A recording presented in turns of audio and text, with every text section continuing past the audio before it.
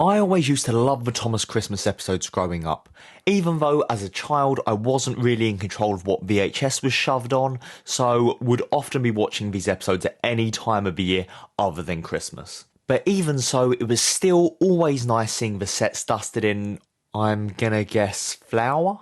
It makes them feel more unique and special, basically whole new sets just for these episodes. Plus they'd sometimes remix the music in the show, such as adding bells just to make it feel that much more Christmassy. So in this video I'm going to review every Christmas episode from the classic era of Thomas. So that's everything between season 1 and 12 before everything went CGI.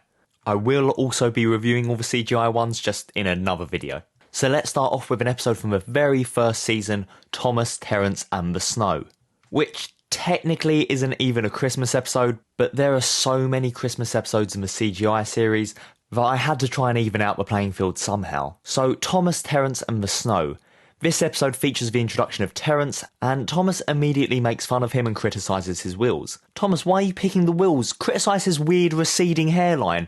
Horrible balding tractor, shouldn't even have hair to begin with. Here we first get the introduction of Thomas not wanting to wear his snowplow, and that does come up a lot in these episodes. Thomas then goes out of his way to break his snowplow, and then goes out and gets caught in the snow, and has to be saved by Terrance. A pretty basic story, but it does feature the very first on-screen crash of the show. It's probably just for nostalgia, but I quite like this one, and I'd give it a 6 out of 10. Next up is the Series 1 finale, Thomas's Christmas Party. So this one is undeniably a Christmas episode. I mean, Christmas is in the title. In this episode they throw a Christmas party for Mrs. Kindly, and who the hell is Mrs. Kindly, you ask? Well, they spend a lot of the episode explaining in unnecessary detail. She was ill in bed, she warned Thomas of a landslide, and then the Fat Controller sent her away to Bournemouth to get better? Why send her to Bournemouth? Does the island of Sodor not have hospitals? Why Bournemouth anyway? If someone's ill in bed, why would Bournemouth solve their ailments? So now they're having a party for her, now they're saving her from being snowed in, and this bit right here just baffles me. Terrance said goodbye to Mrs. Kindly and promised to take care of her cottage as he watched them all set off. What are you thinking, Mrs. Kindly? Don't leave a tractor to house sit. He'll leave all track marks on the carpet and, oh yeah, he'll smash through the walls because he's a tractor. The ending was quite nice though, featuring all the engines, although I don't know where they're getting those hats from. The hats are bigger than the people.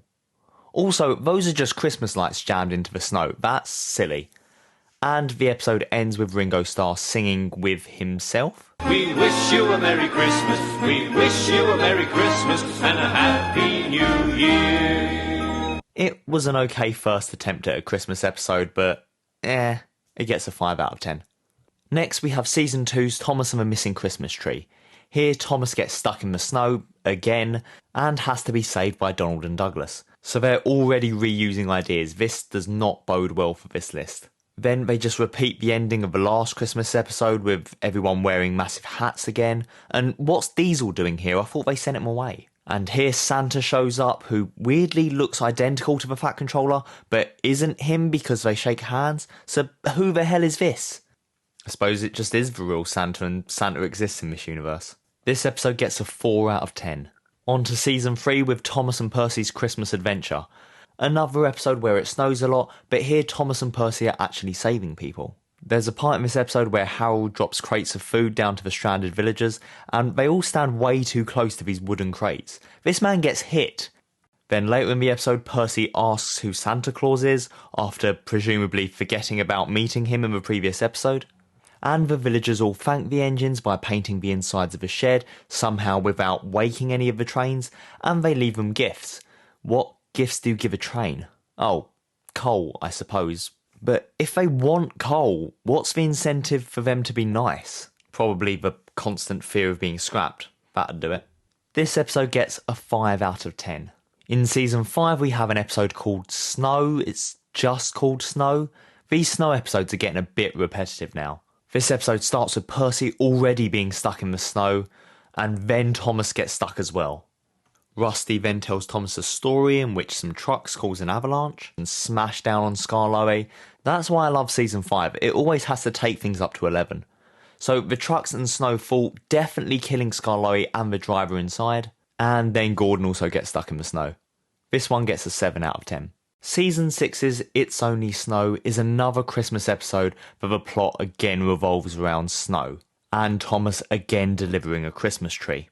Thomas doesn't want to wear his snowplow here, and actually that's fair enough. Where's his usual blue one? Instead he gets this torture device dropped on him by this freak. What the hell is wrong with his face? Thomas's snowplow breaks and knocks over a water tower.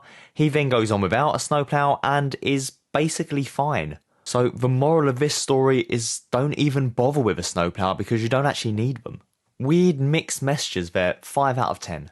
Season 7's Snow Engine stars Oliver, so I'm already a fan of it. These kids make a giant crashable snowman and Oliver doesn't like snow. Wonder where this is going. So they finish the snowman, and where is everyone getting these giant hats? Is there a shop that specialises in just giant hats? Oliver then crashes into it, obviously, and the snow just fills his eye sockets. The kids then show up and somehow lift that giant hat onto Oliver, and everyone's happy. This episode gets an 8 out of 10. Next we have the episode Not So Hasty Puddings. It snows, Thomas doesn't want to wear a snowplow, blah blah blah. But also, the Christmas pudding factory is snowed in. Why does this island have a Christmas pudding factory? So everyone worries that the children won't have their Christmas puddings. I don't know a single child who isn't disgusted by Christmas pudding, but whatever. Elizabeth tries to deliver them, but crashes into snow and has to be saved by Terrance. This episode also reused a lot of old shots from previous episodes, even though they don't work in context, like Toby just shows up here. Yeah, this one just felt really lazy to me, and I'm going to give it a 2 out of 10. Next is Season 8's Don't Tell Thomas, and Thomas spends the day clearing the tracks of snow. Finally, these characters seem to have learnt something. If you actually get rid of the snow, maybe there'll be less trains crashing and getting stuck into the snow. Everyone wants to thank Thomas for this by surprising him, but won't tell him what the surprise is. So Thomas then starts following them secretly. That's not secretly, you're right behind her, and you're a train, you're hardly subtle.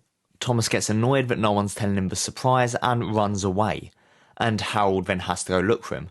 Thomas has way too much free will in this episode. How is he driving himself and stalking people and running away? Why is his driver accommodating this behaviour? The surprise was another Christmas tree. Thomas is happy, I'm not. 3 out of 10. Gordon takes charge. Here Gordon has to teach Percy how to pull coaches and goes all arrogant as Gordon usually does. He then slips on ice and goes into some snow. My favourite part here is how they recap something with a flashback that happened literally 1 minute beforehand. I'm really starting to notice a decline in quality of these stories because they're becoming more and more dumbed down.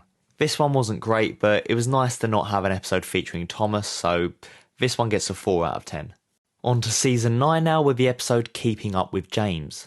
James has to work with Edward clearing the tracks of snow, and James is just unreasonably cruel to Edward here.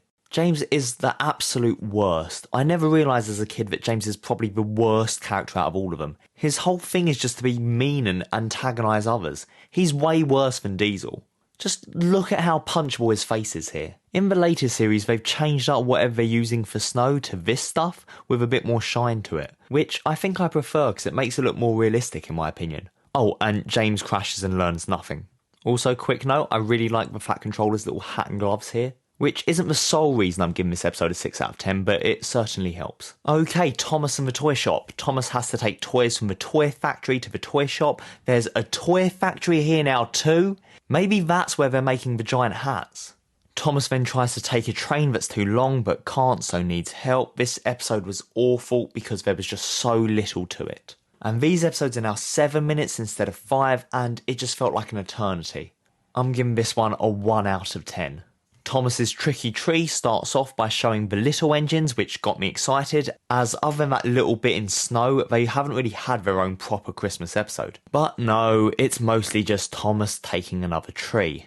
Except he takes not a tree and crashes into a canal. He then gets the tree from Sir Handel, whose story I'd much rather have followed. It was nice seeing the little engines again, even if it was just the supporting characters. But it couldn't save this episode from being not great. It gets a 4 out of 10.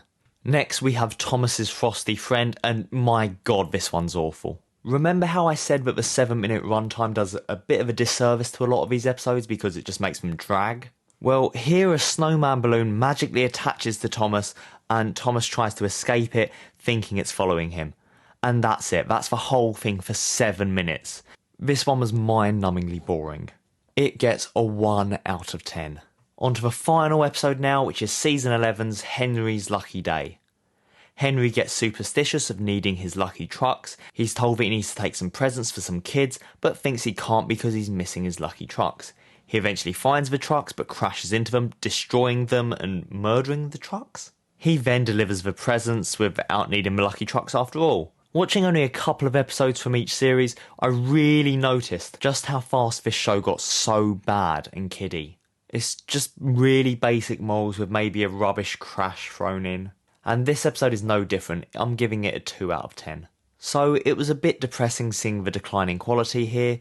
Will the CGI series get even worse, or will they actually improve? I don't know. Why not watch part 2 to find out? Bye!